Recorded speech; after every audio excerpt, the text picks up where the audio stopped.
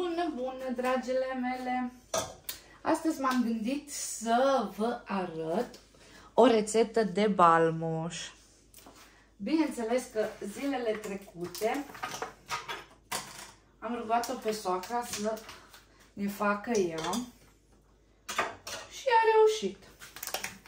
Am stat lângă ea să învăț și eu. Și acum vreau să-l fac eu singură.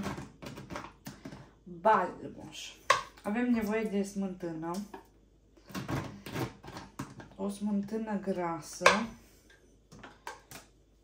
Asta zice că are 35% grăsime. O punem la foc mic și o lăsăm să fiarbă. Da, ați auzit bine, să fiarbă. Deci aici am pus vreo 700 de grame de smântână.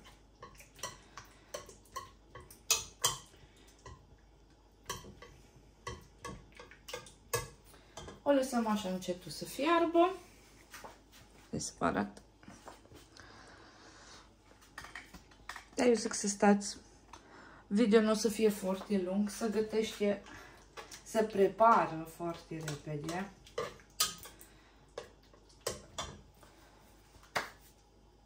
Sper să vă reușească. Am emoții, să știți. Am emoții de să-l fac eu singură acum pentru prima dată, nu de altceva am emoții.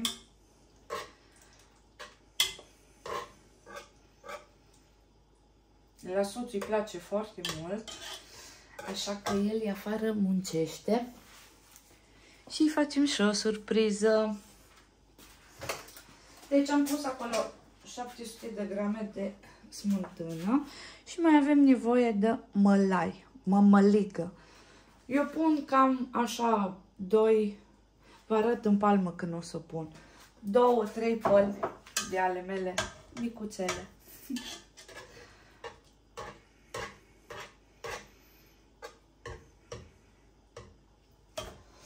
Vai. Vă țin lângă mine, nu are rost să pun pe pauză. V-am zis, foarte mult nu durează și atunci nu are rost să tot îl opresc. Bineînțeles că puteți să-mi scrieți voi dacă nu fac ceva bine sau dacă voi îl faceți altfel. Pentru că învățăm.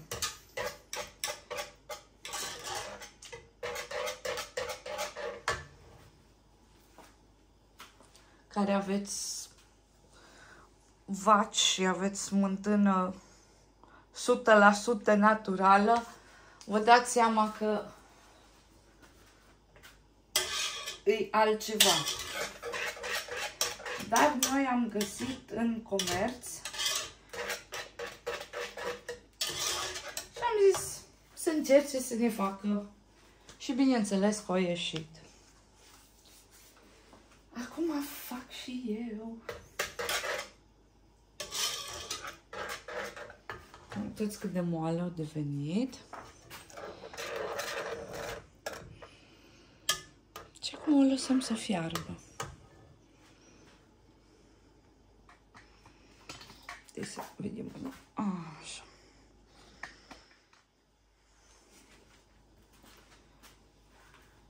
Ideea e să fie la foc mic, încetul, nu vă grăbiți,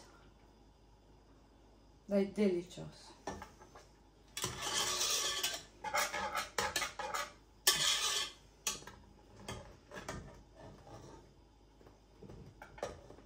Uite așa, hai să vedem cum se vede. Uite așa începe să fiarbă. Vedeți că și stropește. Bun. L-am poziționat corect.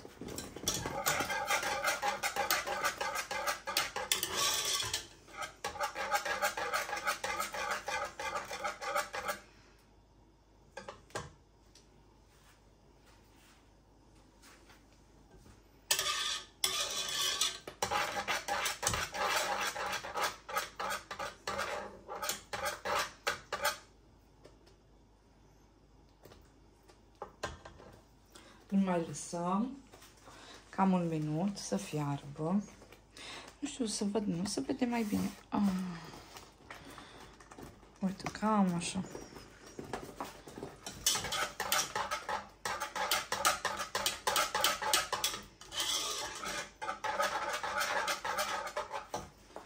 Stați așa să-mi iau farfurie.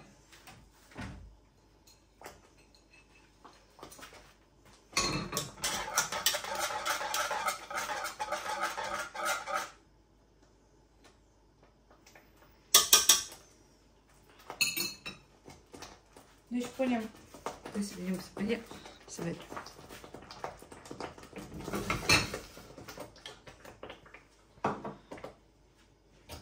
Cred că îl pun pe ăsta mai micuț. Așa. Și mai încet. Stropește. Îl oprim pe ăla. Vai, și mă oprim o stropă. Bun. Să vedem. Să vedem. Și atunci punem așa.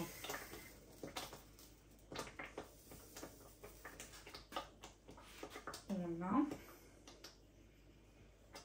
Două. Trei. Uite așa în mijloc. Și acum, stați, că nu s-a terminat.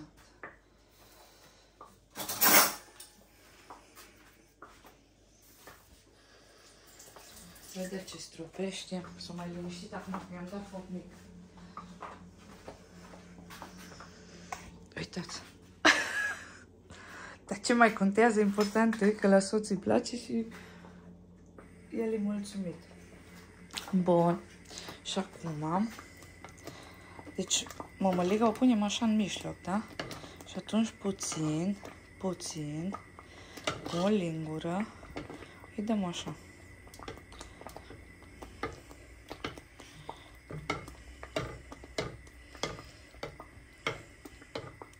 O acoperim.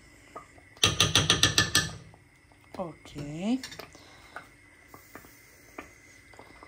O lăsăm așa să fiarbă vreo 2 minute.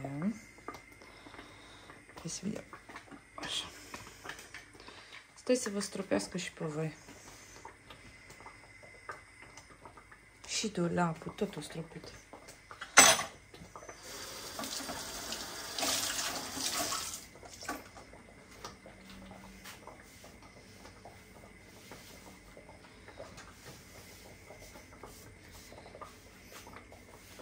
Să ștergem puțin.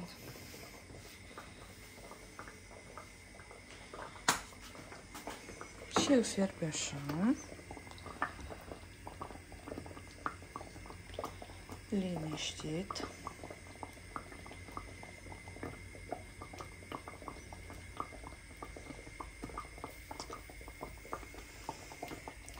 Și pe urmă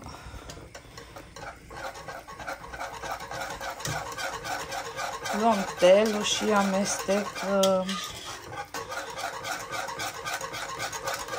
Și amestecăm, că avem de amestecat.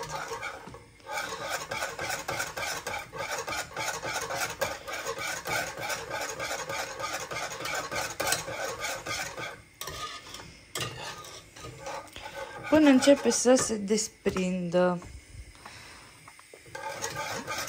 de pe vas. Deci eu cu o mână amestec, cu una filmez. Hai să vă las așa.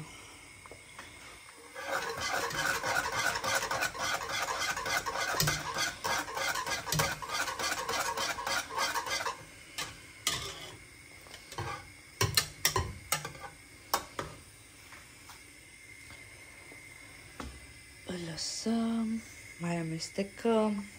Eu m-am gândit că lăsându-l atâta să arde, pățește ceva. Dar nu are nimic. Și până iese grăsimea, o să vă vedeți, atunci îi semn că e gata.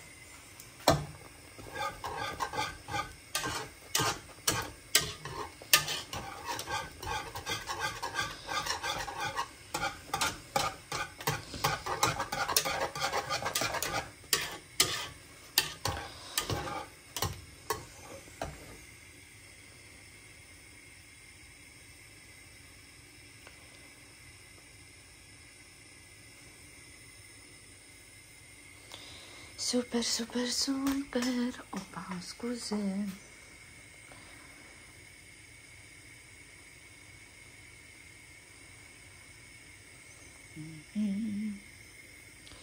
De aici așa pun. Că se vede și de aici.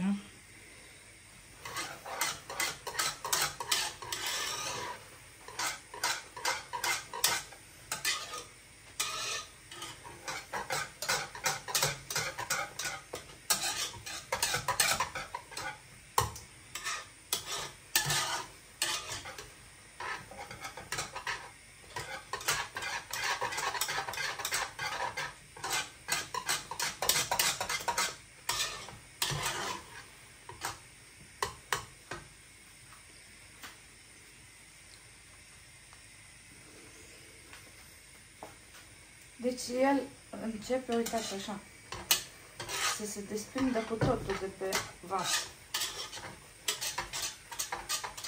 Și atunci doar amestecăm.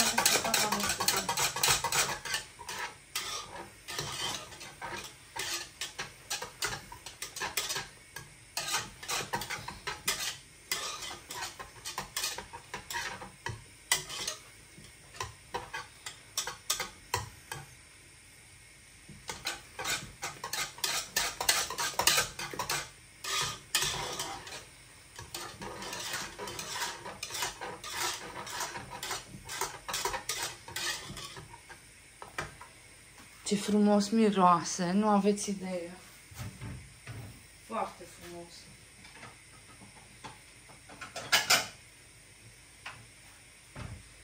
O să pregătim aici un vas.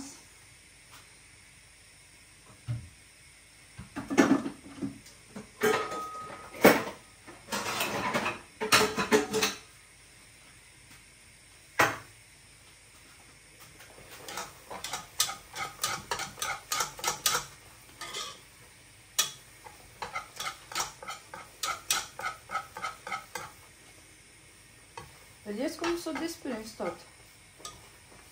Și acum începe să iasă grăsimea.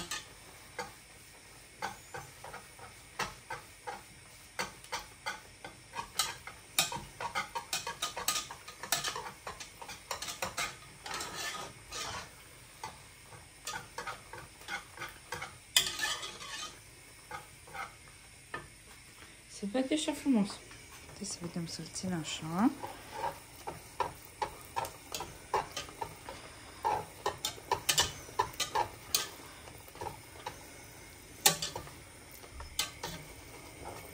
Vedeți? Și acum începe să iasă. Deci nu e greu, dragilor, dacă am reușit eu, uitați.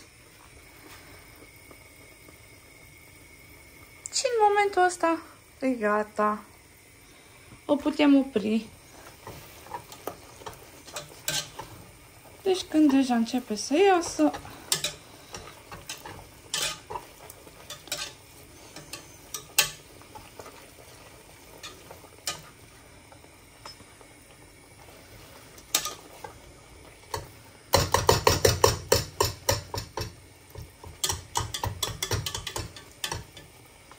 ce frumos e. Dar ce frumos miroase. Cam atât, dragile mele. Mă pun să-l pun în farfurie și să-l chem pe soțul să deguste. Pupici!